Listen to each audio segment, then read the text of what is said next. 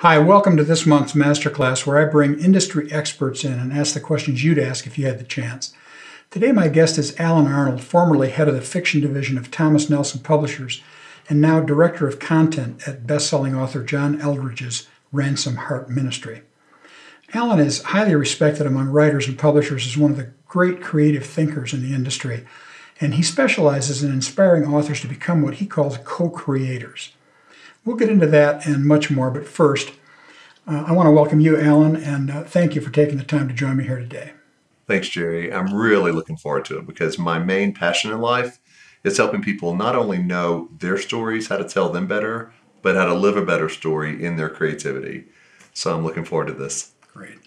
As I mentioned, I want to get into your unique idea for writers, but I've always found interesting the story of how you became the fiction czar at Thomas Nelson years ago. Can you rehearse that for our members?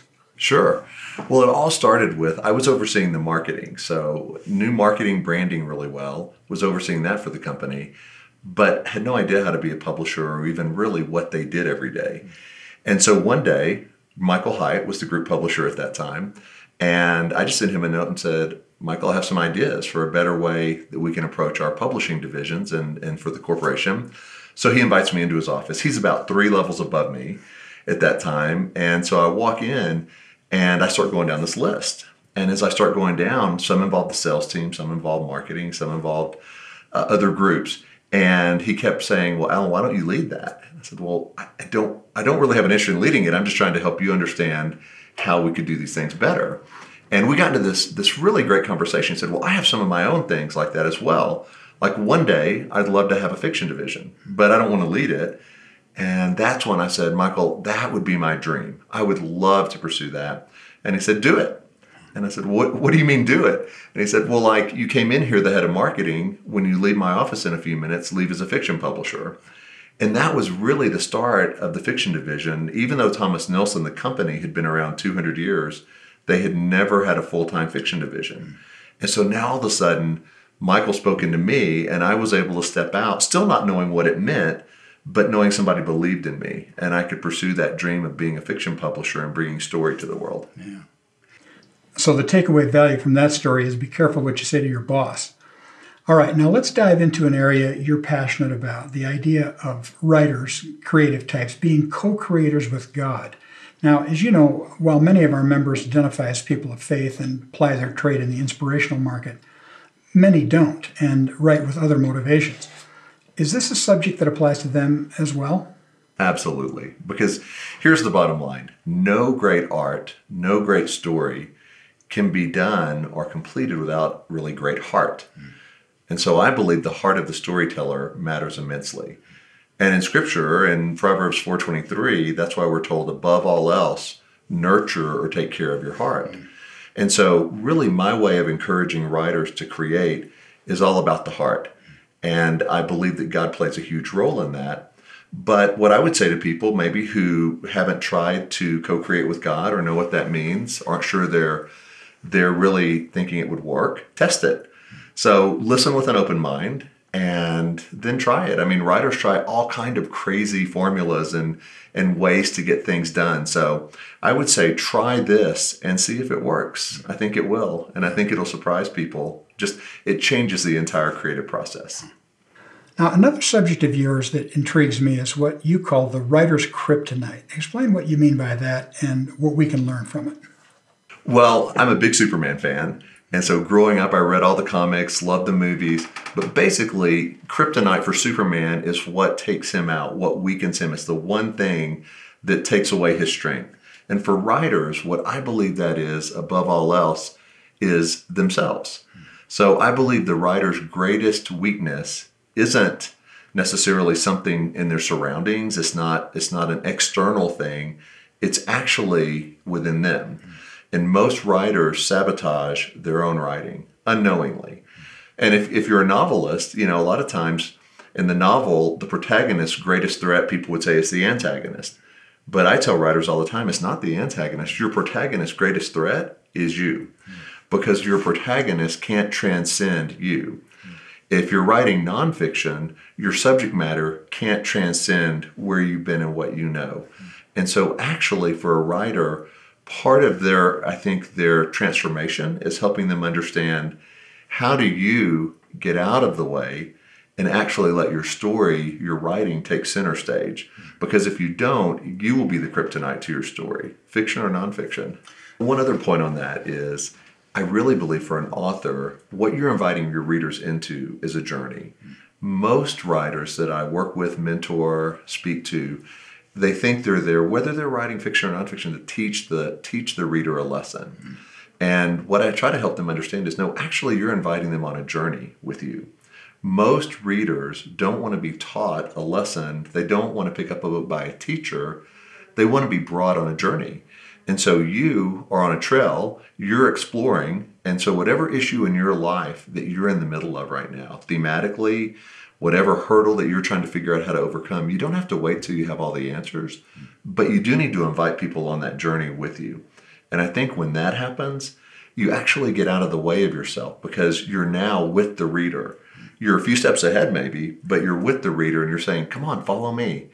And you explore together. And that keeps the content fresh and unexpected and real. That's great. Now, another hot button for you. In fact, you conducted an entire day-long session on this subject at a writers' conference that I attended recently. It's called How to Use Chaos as Your Canvas. Now, I'm a huge fan of compelling titling, and that's a title that works because it's so counterintuitive to what most writers are taught and strive for, and that's order. Well, obviously, we don't have a whole day, but can you give us the bird's eye view and explain what in the world you mean that we can use chaos as our canvas? Well, first of all, let's start with, we all have chaos in our life. We all have things that are unexpected, that try to take us out, that derail us from our creativity if we let it. And so my message is, you can either use chaos or it can use you. Most of the time, most creatives' approach to chaos is either to wait it out. I've heard so many writers say, I've got this great idea, I'm so excited, but my life is so chaotic now, I hope to get to it in the next half year, or when things calm down.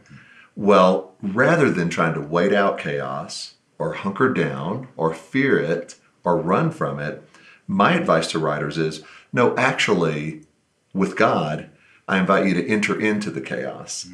And the reason why is because the chaos is not meant, I don't think, in the big picture to stop us. It's meant to help us grow. It's meant to stretch us. In a movie, we intuitively know the very best scene in a movie, the times we lean forward, take an Indiana Jones movie, is when he's on the rickety bridge, and on either side of this bridge that's over a chasm, these two bad guys with huge swords start to walk toward him. He's in the middle of the bridge. He can't jump over it. The bridge doesn't look like it's going to sustain much else. And now, as viewers of that, we lean in. We know the good part is about to happen. The chaos is about to ensue, but we know he's going to make his way through. When chaos comes to us, we oftentimes shut down, try to run from it, wait it out. So what I invite readers to do, and the people who are listening to this, is step into the chaos with God and actually do something that's really unique. Make something beautiful, bring order to the chaos. Order doesn't come when the chaos passes. Order comes when you step into the chaos. And just a brief reason why is, take Genesis 1:2. So Genesis 1 is in the beginning, God created. Genesis 1:3 is the beginning of those days of creation. But Genesis 1:2 is this fascinating one verse where it talks about how God's Spirit hovers over the deep, the murky, the unknown, the chaotic. And it's a mysterious verse. But what many Hebrew scholars say is, what was happening there is God was bringing order from chaos. Before he created, he was bringing order from chaos. We get to do the same. So in our lives, we get to change the atmosphere around us. We don't wait for the atmosphere to change. As writers, everything we put on the page changes the atmosphere for the reader. But before that happens, we get to do it ourselves. So we step into the chaotic and we bring order out of it, beauty, creativity, life. And the way we do that is through the gifting or the talent that's instilled within us. And as writers, we know what we want to put on a page, but it starts with how we walk through life.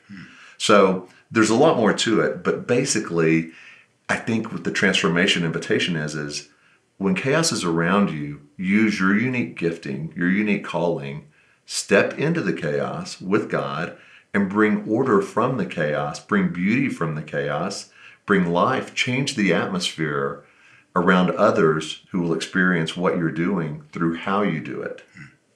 That's interesting stuff. Now, let me ask you this. Why would you say so many talented writers don't last over time? Are they emphasizing the wrong things, pursuing the wrong goals? Well, in 20 years that I was at Thomas Nelson, I had the chance to publish over 500 novels, work with hundreds of authors, and before that, nonfiction as well as fiction. And the common denominator why so many didn't last, and it's not unique to one publishing house, I think this is for any writer anywhere, is that they don't, when they start, they don't quite know what to expect. So they jump into it eager, but over time, then they start putting so many expectations on themselves and they overcommit oftentimes in terms of how quick something can be done and how much they can do. And so over time, so many of those writers, Jerry, implode. They lose heart, or if it's not working, or sometimes if it does start to work, success starts to overtake them and ego becomes a problem. And so I think the reason that writers don't make it is because they basically put too much on themselves. They think it's all up to them. And I would call that an orphan mindset. If you're writing as if it's all up to you, you're all alone, you have to strive and you have to make it happen, because if you don't, it won't happen. To me, that's an orphan mindset, because an orphan doesn't have a father. And what I counsel writers is we do have not only a father, but a creator. And so how do we co-create with him? Because what we do in our own strength will have our own limitations. We will quickly come to the end of ourself at some point. May not be the first book, it may be the 10th book. But if you want to last for the long haul, it has to be about more than just you and a formula and trying to make things happen. I've just seen too many times otherwise people lose heart, and that's why so many great writers either aren't writing in 5 years, 10 years, or they're writing but it's so formulaic, readers quit reading it because the writer's writing the same thing over and over and over again. And neither is a good path for a creative person. How can we ensure we're approaching our writing in such a way that we create work that transcends us and transforms our readers? Well, first I would say maybe offer a new definition of creativity. To me, when you're creative, you're bringing something new that wasn't in existence before. You're bringing or breathing or writing something new that wasn't there before. And by doing that, you change the atmosphere. So when you're creating, I would ask the writer, what are you trying to bring new into the atmosphere? What are you trying to do that hasn't been done before? On the one hand, there's no new message under the sun. On the other hand, we are each unique individuals on a unique journey, and we will have unique things to say. And the ways we say it, our voice, the way we tell a story, the rhythm, the thing that makes us come alive. How do we get that on paper? How do we get that on a screen? How do we share that with others? And so what I would say is start with that definition and ask yourself, what is it that I uniquely want to pursue? No matter if a publisher would say yes, and no matter if anybody's paying me, I have to get this down. Start with that, and then let that passion guide you throughout the project. Now, what I would also encourage people to do is when you co-create with God, you do transcend yourself. Because if you want a spark of eternal to your work, if you want something transcendent, it has to transcend you.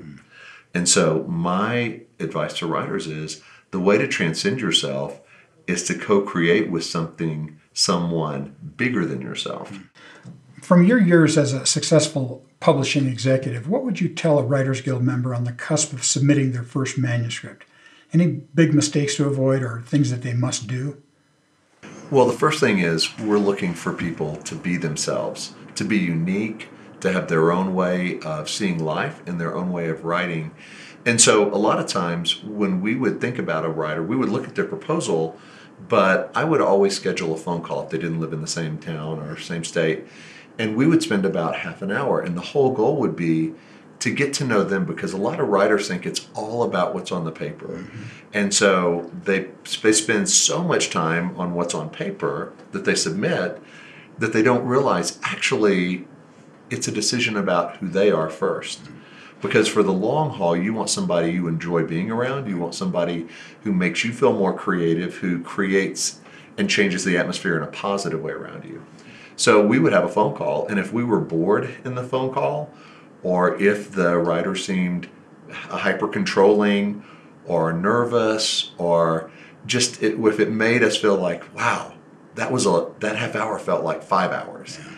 A lot of times that would be a cue. This may not be a good fit. So simply, first, I would say it's really about you. It starts with you. Now, that said, yes, what you write has to resonate. When you send something, as we said earlier, less is more. Leave the person reading it wanting more rather than giving them everything. Think of it as a first date. You don't necessarily want the person across from you trying to get married. You want to have a great time. You want to be fascinated, interested, and then you want to ask them for another conversation, another encounter. Same thing with what you send in. You want it to be enough to attract the team's interest, to intrigue them, and then you want them to say, we'd like more. Tell us more. Same principle with an agent, by the way, when you're trying to find an agent. The things I would also say is, if you want to be with a publisher, realize you're interviewing them as much as they're interviewing you. And so don't be afraid to ask questions. Ask them, how many new authors do you take a year? How much time does your team have to spend with me? Another great question is, how long has this team been together? If the team in front of you is really impressive, but they've all only been there 4 months, 6 months, less than a year, odds are when your manuscript is done in a year and a half, a lot of those people still won't be there, because what that's showing is there's a revolving door. So if team matters, you're going to want to talk to them about their longevity, what they like, how passionate are they, what happens in the first 60 days if the book doesn't take off immediately. Do they have to drop any focus on it, move on to the next? Good to know.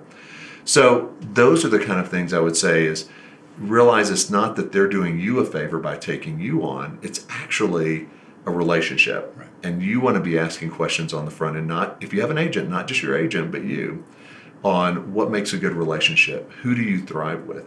Do you align with each other? The goal isn't just to get a publisher to say yes. The goal is to find the right publisher. Alan, our members are always curious about how other writers work. When you're writing your own stuff, where do you write? Well, honestly, I'm very different than probably most writers. I write anywhere. So I have my laptop with me if I'm traveling. I can write in a hotel room. I write on my back deck at home overlooking Pikes Peak. I write at a coffee shop. Really anywhere I feel the motivation or I feel the creativity coming, I want to be able to write. I'll always keep a journal with me, and even if I'm not literally writing a chapter, I'll be taking notes everywhere. And I'm talking about a physical journal with a pen. If I'm sitting at a basketball game, if I'm at the park, if I'm at the gym, wherever I am, I keep that, because a lot of times the greatest inspiration comes at the least expected moment, and I won't remember it 2 hours later in the same way. The book that I finished recently, The Story of With, most of the writing came between 2 and 6 a.m. Now, that wasn't a formula. It wasn't a scheduled thing that I tried to do. I didn't set my alarm, but I would wake up at 2 a.m. with new ideas, and I knew that was my moment. And I have a full-time job. And so a lot of people write better late in the evening. A lot of people write better early in the morning. I find I write when motivation hits. And for me, a good bit of that was I would wake up, it would be 2 a.m., I would sense this was the time, and so until the sun came up, I would write. So there really isn't a set time for me. It's just when I know the story's coming out. Do you have any favorite gadgets or pieces of equipment? I just use Word document, and so I keep it really simple. For me, I found the more gadgets and the more tools, it really just it stifles me instead of brings freedom. And so I just keep a Word document, and I have the chapters set up, and I don't write in order. I'll write if I feel like that. Really, if there's something that's moving me that day that's tied to the theme of the book, that's where I'll dive in, knowing I can always come back later to a previous chapter. And so, but mainly, Jerry, for me, it's if I'm encouraged and motivated, if I'm tearing up at a scene, If I'm surprised by what's happening on the page, then I feel like I'm inviting the reader on that journey with me. If it's too structured and too, a lot of times in a genre, for those who write fiction, people will tell them, here are all the things that have to happen. Here's the exact flow, here's the order. Well, if you're writing to formula and then people later say, boy, it feels like I've read this story before, that's not a compliment. So yes, there are some things in each genre that you need to be aware of. You need to study what you're writing. At the same time, if it's not fresh, those are the books the world doesn't need more of. The world doesn't need more of books already written. The world doesn't need the next Ted Dekker or the next Karen Kingsbury or the next Jerry Jenkins. The world needs the next new voice. And so don't try to be what's already there. Create from who you are and watch that make the world come alive. How much would you produce in a typical writing session? Well, I will write as long as I feel like things are coming out that will move me and move the reader. And so this is atypical, but I don't believe in word counts, because here's the thing. If you base how you're writing or how long you're writing on external measurements, it's easy to call success by the wrong name. So in other words, 3,000 words. I wrote 3,000 words today. Well, if you called me up and said, Alan, I just wrote 3,000 words. Do you want to read 3,000 words? I don't ever wake up wanting to read 3,000 words. Right. I wake up wanting to read good content. And so I will write as long as I feel like God's with me, as long as I feel like creativity is pouring through me, I'm in. And as long as I have time. And sometimes that's 15 minutes. And sometimes that's 4 hours. And it really just depends. But I quit writing when I'm done. When I don't have anything that I feel like is keeping my interest, I'm done. And so sometimes I'll open the laptop, I'll start, and 5 minutes later I'll just shut it, because I know nothing eternal, nothing transcendent is going to come out. Other times, 2 a.m., it feels like hours of pleasure on the playground. Any final word for our members? Yes. Here's my final encouragement. The world will, and the industry sometimes, the publishing industry, I think, will try to downsize our dreams as writers. Well, you can't do that. Or, well, nobody really wants to read that. Or, let me tell you how to do this. And the problem is, oftentimes, industry people give industry answers. And most industry answers are reactive. Here's what's worked, do more of that. But by the time you do that, now something else is working. So don't do that, do this. It's always rearview mirror reactive. So my last encouragement is, don't dream smaller dreams.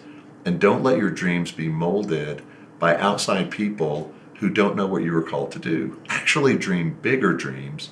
Dream the kind of dreams that transcend you. Because if you want something transcendent, it has to transcend you. So let it start from within you, but then pursue those dreams and put yourself in a position where it does feel a little bit too wild, a little bit too beyond what you can do. And then, my encouragement, invite God into it, co-create with Him, and let Him help those dreams come through. Because ultimately, that's who He created you to be. As a writer, as a storyteller, now live a bigger story, chase a bigger story with Him, and watch what happens. Thanks so much again, Alan, for joining us today. You're welcome. I really enjoyed the conversation. If you want to keep up with Alan, check out the website address on your screen, and we'll see you right here again next time.